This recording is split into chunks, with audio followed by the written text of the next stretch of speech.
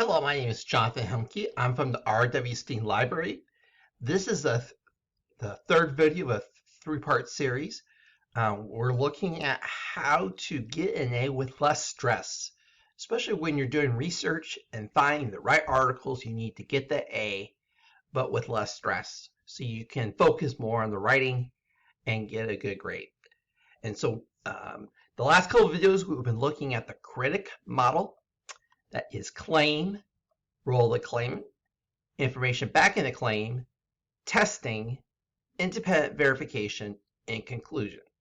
So we're going to apply this to another article I found for our topic of children and screen time. And especially we're looking at young children, really preschool age, ages 3 to 5, 3 to 4. And so we're going to look at another article and see if we can use the CRITIC model to find the right resource that we need to use for my paper. So I use the library databases. Remember, that's library.sfesu.edu, where I found this article. And what we're going to do is we're going to apply the model to see if we can come with a conclusion that this article is appropriate for our paper. So the first thing is the claim. And so usually with the claim, you can typically use what we call the abstract.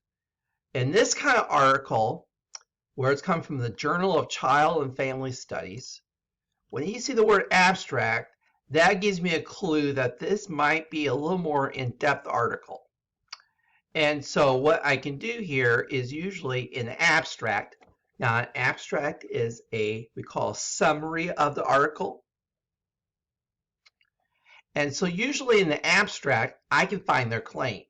And so I kind of read through the claim and I found the sentence. Our study aimed to test relationships between parenting style, parent self-efficacy, that means parent self-worth, parental distress, child behavior, and young children's screen time. And then after that sentence, we used a cross-sectional study design parents of young children living in Australia. Now, I want to mention this, that a lot of times articles will have studies done in other countries. So just be aware that if you think that's going to impact your decision, if it comes from another country, if it's going to, maybe there'd be a cultural divide, so something to be aware of. So usually then I kind of read through the abstract, and then what I usually find is what did they actually find? It says correlation coefficients revealed relationships between dysfunctional parenting styles, screen time related behavior problems, and self-parent efficacy for dealing with those behaviors. So they found some sort of relationship between that. So that's kind of their claim. Their claim is we're going to look at these relationships between those items, and here's what we found. There are some relationships between those three areas. So the abstract is a real good place right at the beginning of the article that will tell you what the claim is. Okay, let's go to the R, role of the claimant. Remember, as we go from the previous videos, the role of the claimant, we're looking at the author. Are the authors experts in this area? And also we look at, is there any potential bias by those authors? So we know we have the authors at the top, Samuel Halpin, Amy Mitchell, Sabine Baker. And if you notice, they have these ones here. That tells me that they're part of something, maybe a group, maybe a university. So I kind of scroll down, and usually they'll tell you, usually at the bottom, they'll say, here's Amy Mitchell, and she's part of the Parenting and Family Support Center, School of Psychology, the University of Queensland. So she is part of a university. So that tells me that she studies this. She's part of the School of Psychology. Now, what I would do then is look up that university and see if she's a faculty member, a student, and so forth. Also, usually they'll give you more information about the authors. And so I usually kind of scroll down. And usually they'll give you more information at the end here. So I'm going to kind of scroll down through the article here. Here's the bibliography. And so the funding, publisher's note. So a lot of times I can look through here and see what they, the author's contributions.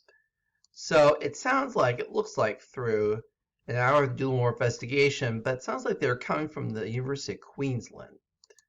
That's what the number 1 means, that footnote there.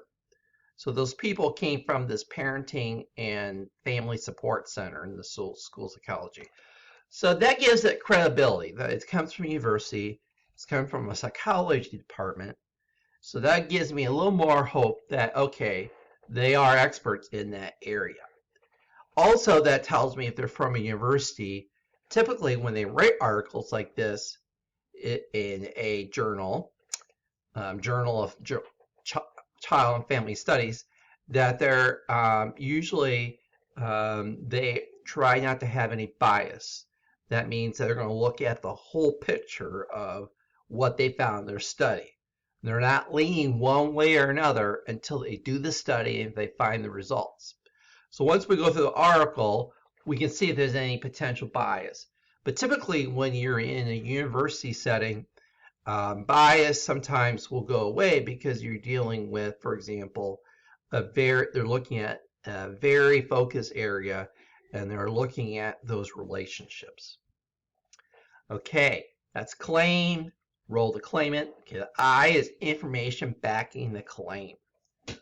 So typically what I look for then is when I go through the article, is there citations? And I notice that usually at the end of the sentence, they'll have a parentheses and then all the citations. So that tells me here that they've done some research looking to back up their claim.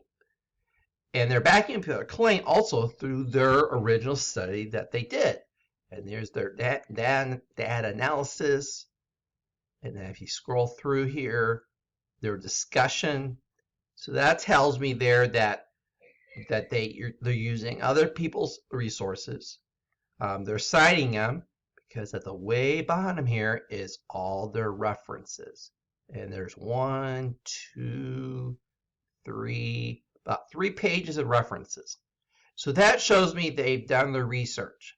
So that's another clue for me that this might be a really good article to use because they have cited their information backing up their claim with other people's studies.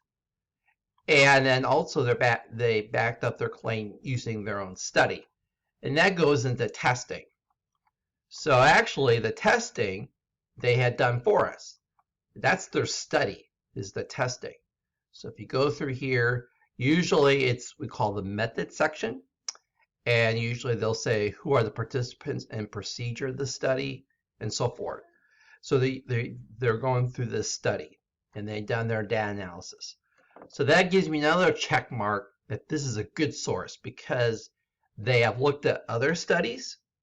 If you look at the bibliography, but also they've done their own study based on the survey they did. So that gets me into the I for independent verification. And so basically I looked at the claim, I looked at the role of the claimant, I did the information back in the claim, I saw the testing, so all those kind of checked off. So independent verification means, can I find other studies that supports their claim? And so usually what I would look at for that is typically what they would do in this type of article. We call this a peer review article. That means it's a peer review journal where other experts in the field review this before it gets published. That ensures credibility and making sure the information is correct and they did the study correct. So now if you don't know of a certain journal, like Journal of Child and Family Studies, it's peer reviewed, you can always ask a librarian through the SFASU library website, and we can help you find out if it's a peer review. So that peer review part's really important for independent verification. because usually in a peer review article, they will have references at the end. And so I can find these references then at the end and see if, okay, they're using all these other studies to back up their verification of their information. So the references really shows me, okay, I can duplicate their study by looking at other studies. So maybe I can look into the databases again on the library's website, and I can then do a very similar search and see if other studies have proven what they are proving. And so typically independent verification is really easy with these types of articles from a peer-reviewed journal that I found from the library's website, released to independent verification. So I got a check mark for claim, I got a check mark for role of the claimant, I got a check mark for information back in the claim, I got a check mark for testing, and I got a check mark for independent verification. And so basically then, what I can do then is the conclusion I can go to then is that this is a good article I can use then to use for my paper.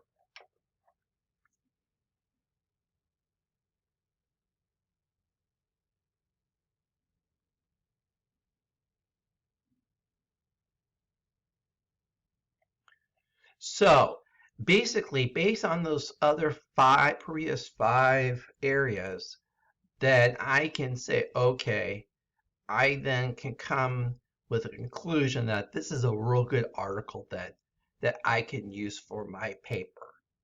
And so then what I can do then, once I get review the article and skim through the article and see what information, I'm coming to the conclusion that I can use this article in my paper because the claim is pretty strong. The role of the claimant, they come from a university, they're an expert in their field, they study that field, their information back in the claim, they have citations, they have bibliography, they cite their sources, they have tested their claim through their own study, but also they used other studies.